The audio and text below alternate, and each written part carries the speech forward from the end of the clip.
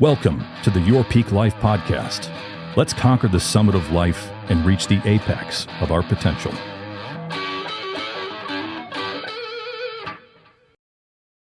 Welcome back to another episode of Your Peak Life podcast. Today, we're going to explore and talk about the decision of picking the correct partners, right? Or position yourself with the right network. What is the strength of that? Why are you looking at me first? Because you are one of my strengths. Just because I'm the bigger body. Yeah, The bodyguard. The bodyguard. No, I mean you're absolutely right. I mean, picking the right partners is crucial, right, Eric? Because 100% agree. let's talk about the OG in the room. I mean, Right. you started this company with Mike Little. Yeah, and we And- had a third partner, right? I didn't even want to mention it, but yes, you had a. Yeah, I mean, let's go back from the beginning. Like, whether you're on a team or you're going to be starting a company together, your sphere, your circle means more than anything else, right? So, if you get a bad vibe or bad energy from your team lead or somebody on your team, they suck the energy out of you, or your production is going to lack because they're not pushing you to the level you could be at. So same thing with a partner in a business.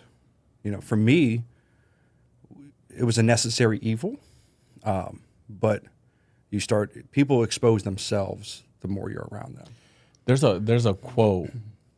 Damn, who is it? And he says, trust people that are Yeah, trust cheaters them. to cheat on you. Trust people who are liars to lie on you, right? DMX said that. DMX so said Kevin it. Gates. That was a powerful little quote. But even for me, I would say I'm a horrible partner, not in a relationship with my wife, but as a partner, as a team in real estate, because I baby my wife, right? And Right. I am actually hindering her progress. Because a lot of the stuff I am not educating her and pushing her like I Right. should be. Right. Like I just acknowledged that like a few weeks ago. I was like, fuck, I am her problem. So I am. So it's funny. I had this conversation with Danny on the team last night. If you're not pushing people to do their own business, like I felt like I've hindered their career because I've given and given and given. So if you're become reliant solely on leads, at that point now, you fail to do other steps in your business. And for them, I had to take a look back and say, okay, is this how I want to move forward? Because I want them to be successful. I want them to become future team leaders, start their own teams, so that as we grow, they grow, and everybody grows together. But if you just cater to them like a spouse would, you're hindering them for the future because you're just giving it to them, or I'll put you on here just because you're my so-and-so. Right. And you have a similar type of thing. Yeah, Like, I don't know if you're hindering her, but Well, I think there's been situations where I have taken for granted that she's 21 and she just started real estate. right. I'm used to having experience. I have Dion and Breon that were my aces, right? They've been in the game. I've trained them very well from the beginning. And I didn't do the same with Taina. I sometimes take it for granted because she's so outgoing and so witty, right? She's quick with it, that I haven't taken the time necessary to kind of home in on those skills and give her that training. So that's where my focus is now. Right. Is kind of, training her so that I can just kind of take a step back. Now, going back to you, Eric, like obviously you got to experience that way before us as far as on a real business level. Right. You had a partner, didn't work out, all those other reasons, whatever happened. And then whatever later, you're here with me and Edwin now. Right. And it's like, what is that? How are you looking at it different now versus you needed the necessary evil now? Now you actually don't need us. Yeah, right. And you're picking them people. Like now moving forward, you're picking leadership and partners because they're bringing value to the table. Same thing as you would in a relationship. When you talk about power couples or power groups, you want somebody that's going to bring an energy, a mindset, a resource, having certain doors open to you. You want them to combine forces because as a unit, you're stronger than if you went and attacked this world by yourself. And that's how we kind of looked at it. We sat down, me and Mike sat down. How do you feel about Edwin Edgar? Okay, here's the pros, here's the negatives, this is what we need to do. This is where they need to go. This is what we could use because they already have that. Obviously, people come from leadership backgrounds. You were in the Navy. You come with that leadership. Now, do you know the programs, the systems, how we do, and we've developed and we've learned together? I mean, obviously, nothing's been smooth, but we've learned that and we've grown together of the strengths and weaknesses. We've helped each other minimize our weakness and capitalize on all of our strengths. Yeah, I think that's where we benefited. I often say that our strength in our particular our group, our ownership group, is because we're all great at different things. Right.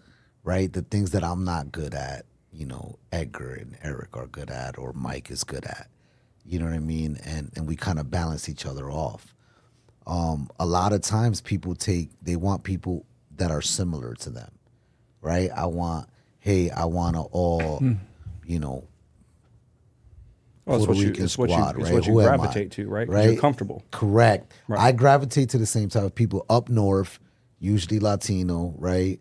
That's my crowd. But if you look at when I make a business decision, it's not it. Right. It's completely different. The whole matchmaker team, we were all different. Right. Right. So I try to make those decisions.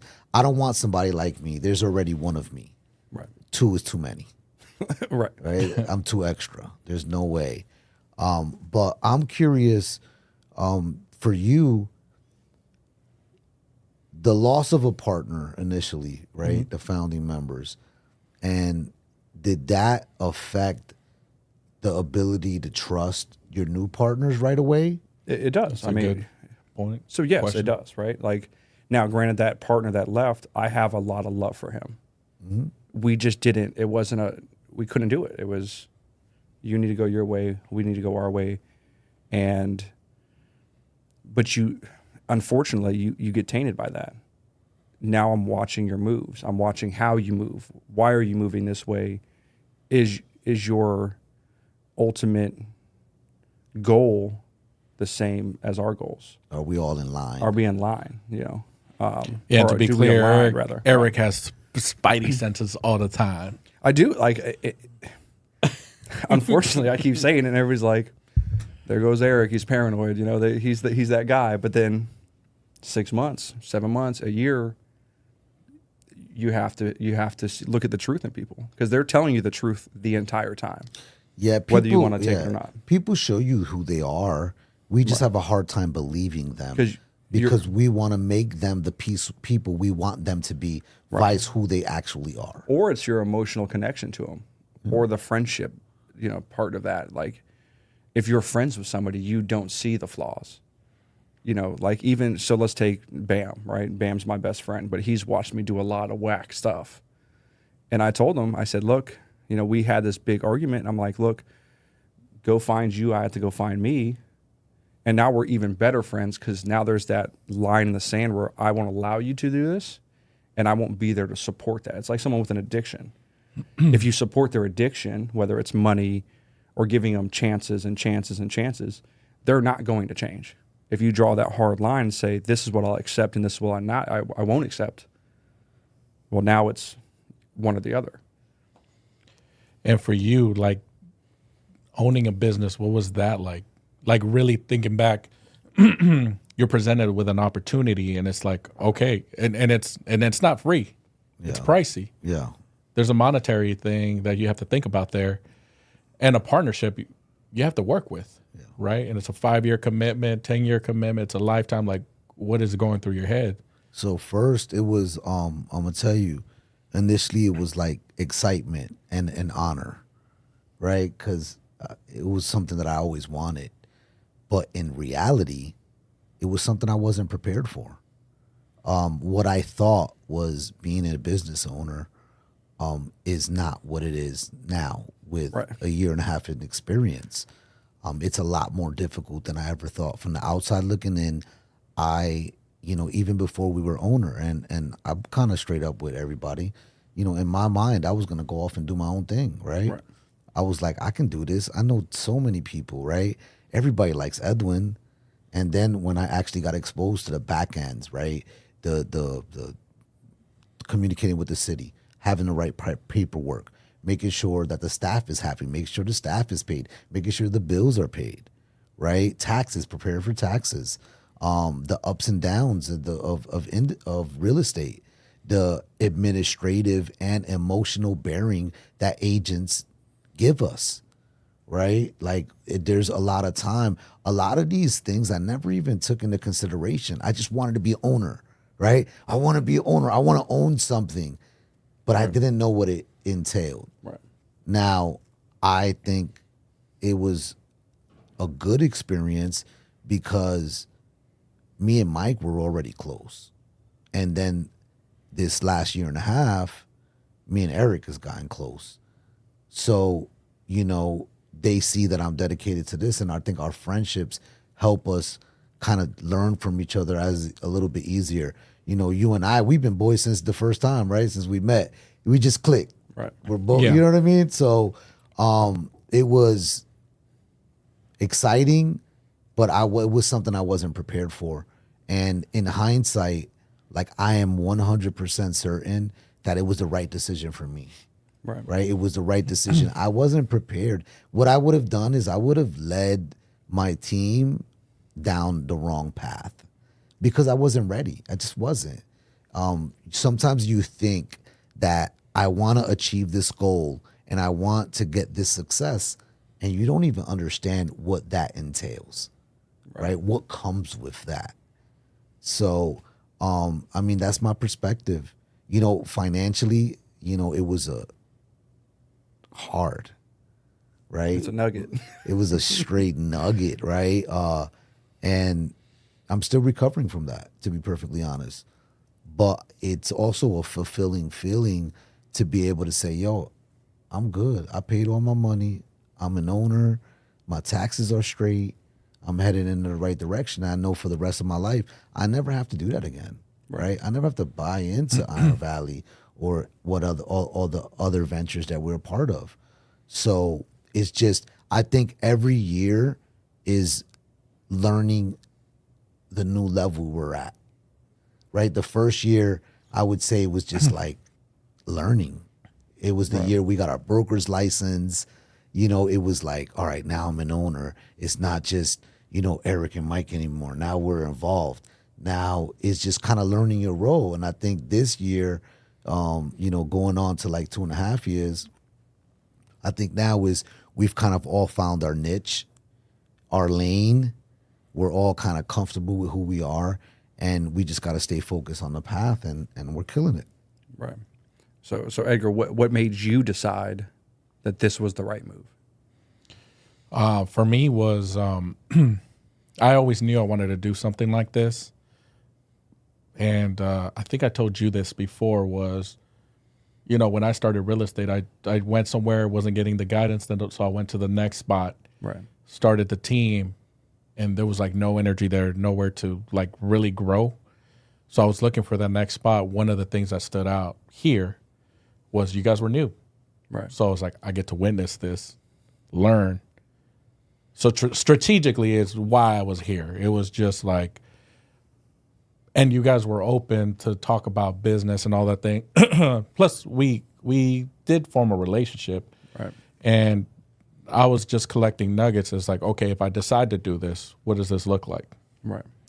And I've always been the guy. I'm going to go out there and price stuff, see what this is about. And even before that, I'll just throw something out there. Like I had always talked to Cookie from the beginning as like title companies, where's that? Right. So this was since California because it just hit. Like we bought a couple of houses and it's like we always got to go through title and escrow. Mm-hmm. And it's like everybody got to go through there. But long story short was when I was really looking at it, it's like I could go off on my own, build something, but there's a momentum here. So I'm going to give up this to grow with the momentum and also be a part of something. if you're looking at it only monetarily, if this is just me speaking, if you're only looking at the dollars and cents, there's way more money in the future that's not being seen. Like if I'm looking at the now, at that moment, looking at the now is like, it's going to be work to grow something versus joining something and maybe like really growing our own little world. The relationships I didn't have because I'm not from here that you guys already had. Number two was I'm still, I believe, part of a culture and brand that's great. All the other stuff I was looking at was like, Right. Yeah. It just didn't fit right. It's just not it. So ultimately that was the decision. It was like, I felt at the time, I felt like I was giving up something, but there were personal goals, but those, I was still going to get that here moving forward. Right. Or that opportunity. Well, I would say one major, like as recent as it is, Mike has COVID, right? And he's not around. We had so many things going on this week, right? And I know he's killing himself. He's driving himself crazy at the house right now. Oh, yeah, he's nuts. Right? We got what's up, Mike? Yeah, but, and I mentioned it to you guys yesterday, like I kind of approached it like, hell yeah. Right. It gives us an opportunity. We're going to rock this shit anyway. Right. And then it also gives that sense of relief. Right. So someone's there for you. That someone is there for you. Right. And that things are going to, continue and the business is going to keep operating no matter if any of us are gone, right? Of course, any of us being gone is going to impact us, but we have the ability to kind of pivot and still have the company functioning at a high level. Well, and then both of you guys kind of hit it on the head. Like you guys, one, trusted us, and then you mentioned it both monetarily. As we're growing, yeah, it's hard. It's because it's like, well, hey, I put X amount of dollars in, I've seen X amount back, right? Now, when you're 7, 8, 10, 15 locations in, that's exponentially faster than if you were to do your own thing at an independent brokerage with no backing, no national presence. It would take a lot longer. Not that those independents can't do it. Obviously, a lot of them have been very successful. But having the backing of multiple people, having someone with vision, having someone with the technical, analytical knowledge, and then having so many different personalities that kind of keep everybody online has been, for me, it's been reassuring. Because, me and Mike are very polar opposite people. He's very analytical. He's very, we can't do this, we could do this, we can't do this. And I'm like, we could do everything. This is what we need to do. But everything I bring up comes with a cost. Mm-hmm. But I've definitely been thankful that you guys have always been like, okay, let's really take a look at this and make an honest opinion about it. And it's a yay or nay from a group perspective. Yeah. Where if it was just me and Mike or, whatever came from that, what would that have looked like? If it was no tiebreakers, no multiple opinions, just mine and his opinion, I think there's a power in numbers too. No, that's true. I mean, like if it was just, even looking back at just two partners, because I also looked at that, and I've always looked at that. Whereas the company that I started with was one of the biggest companies 6 years ago, and they had multiple partners. I believe it was 4 of them. Right. And then you look at other companies, and it's only 1 or 2, and it seems like they only can grow so big. Right. And then it's power in numbers. And then they just kind of evaporate, or they just kind of stay there. There's a ceiling. They go stagnant, right? Well, I mean, if you think about it, because you're trying to get buy-in from your agents. Well, your agents are only going to do so much unless they're getting paid. You can't ask, if you have a team of 10 people, go push this brand. We want to get as big as possible, because it's like, let's be real. Agents are like, what's in it for me? Mm-hmm. If you have multiple owners, multiple spheres, multiple circles, you're combining things everywhere around, you grow faster and larger than a 1 or 2 person. But I'll bring up something else. The other part, and we've talked about it as of recent, is the accountability part. Right. Like if I'm fucking up, I'm gonna let you know. Right. Or you're gonna let me know, or somebody, right? Like where's this at, right? Those tasks that were tasked each one of us to do. Right. Everybody can slack off for a little bit, but it's always somebody there to tell them like, Why is it like I just asked you? Is the money done? No, we've been busy all day. I got you. I'm kind of done with everything I had to do. I'll take that part on, right? I know Mike is sick at home. He was going crazy. We talked. It was like, bro, we're already on that. Like, just chill the fuck out. Right, like just lay there and drink some. For him, it's daunting because yes, he is at home, but it's stuff that is still going to be addressed. We know it needs to get addressed, right? It's just like that reassurance, like, nah, man, we're working on it. Right, we already know. He's just not here how he usually is every single day. But if, to your point, it's like, hey man, have you talked to that attorney today, right? Right. Like it's that follow up, the money. Who's talked to who, all the standard stuff. And then also, as of recent, like, you know, with like partners, you know, some partners, it just, their goals are not ours. It's just, and then they were honest with us and it's like, cool, no, we get it. You know, this shit is tough. Like 100%. You got to be in it 24/7. Right. Because what I've noticed with this too, like our first year was super profitable. And then I found out why it was super profitable, because things were being mishandled, done wrong. So yeah, it's hard because you don't have that instant gratification, you know, so it's hard to see the vision or say my vision is going to align with you in 5, 6, 7 years from now to really cash in, because with growth, you're not going to just get profits. You can't get profits with continuous growth. Well, you take with growth, you're taking the profits and putting it back. Yeah, you're reinvesting. All money in, no money out. Yeah, all money in, no money out. That's, you know, I personally, like, I seen the vision, like I seen us having, you know, 8, 9, 10 offices. I seen it, and it was more of all of us have our own network, all of us, Right. and we all have value in those networks. And then those networks have other networks. And I just knew that, you know, somebody, another owner of a brokerage, I don't want to put him out there like that, but he came up to me the other day. He goes, dude, it's hard to compete with the 4-headed monster. Right. Cool. You know what I mean? And it is, because individually we could have easily, or not easily, but we had the capability of each having our own brokerage. Right. All 4 of us. We've all recruited substantial amount of people, right, that could have formed their own brokerage. But together, Yeah, it's hard to beat for sure. yeah, it's hard to beat. Yeah, and even like one's off, the rest of them we're still on. Yeah. Right.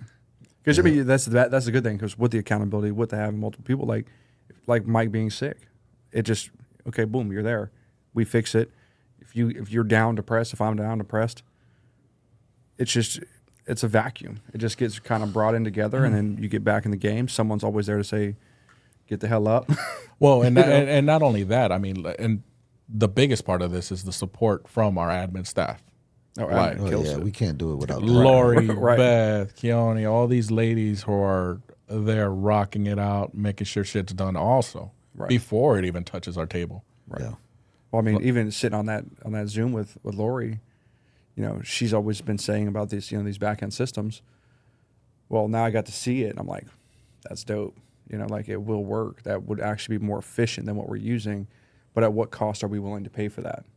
You know, can we put that in our spreadsheet and say the profit margins are still going to be where we need them to be? You know, so it's definitely nice to have those heads, those ears, those minds all in unison. Helping us Plus, out. it gives you someone, you know, to vent to. Right. Right? You have multiple business partners. You're all on the same level. Right? It as a company perspective, if me as an owner is, you know, voicing my frustrations to anyone else other than the owner, it impacts the company in a 100%. negative manner. Yeah. So 100%. that's a big benefit of, you know, picking the right partners and making, you know, the strengths in numbers. Because, I mean, everybody needs a person to talk to. And, of course, we have our spouses that we talk to. but do they really understand? They're there to support us. Like, I think all of our spouses will actually tell us that we're fucking wrong. Yeah, facts. But at the same time, like, how far could you dig your heels in that conversation without now you're breaking the trust of one of us? Or because there's certain things I won't tell Jackie. Like, if we have a conversation, it's just like, that's none of my business. That's here. It's separate. Well, going back to like your first partner and everything, and then you guys are even deciding to like pick partners. Like, is there something different you guys would have done? Like now that you have some wisdom, I would go with my gut instinct every single time. Okay. I feel like every time I've voiced my opinion about a certain subject, it's come out to be true.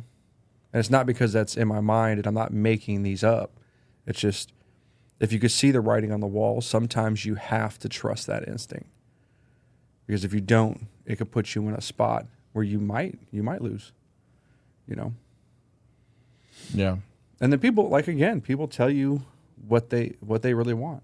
Their actions are going to tell you what they want. So if someone wants a free ride, they're gonna show you they want a free ride. If someone's willing to jump in and get their hands dirty and bust their ass, they'll show that too. But I guess that's it for Your Peak Life this episode. Please subscribe, hit that follow, like, and share.